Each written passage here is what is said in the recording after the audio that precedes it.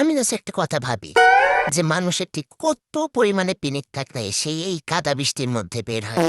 আসলে মানুষ আর দেখে কি হবে, আমরা দুইজনে যে মানে পিনিক খাওয়া ওরকম না আমারও কম না। চলে আসছি বৃষ্টির মধ্যে, মানে অন্যদিন হলে হবে না, আজকেই বেরোতে হবে, মানে আজকেই বেরোতে হবে। তো এই যে সেই পিনিকের ঠেলাই কাদা বৃষ্টিকে উপেক্ষা করে চলে আসছি বাইরে। চলে আসলাম সোজা টিটিসিতে, বুঝছো, ঝিনাইদহ কারিগরি শিক্ষা কেন্দ্রতে।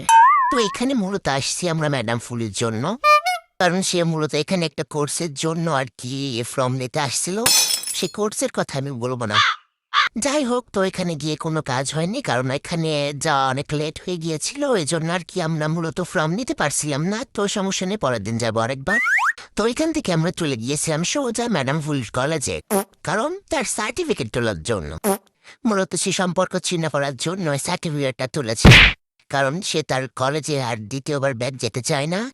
এজন্য সে একবারে সার্টিফিকেট তুলে নিয়ে এসেছে, যাতে আর কোনোদিন আসতে না হয়।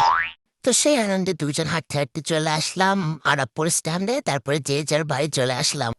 আবার পরে দেখা হবে, টাটা।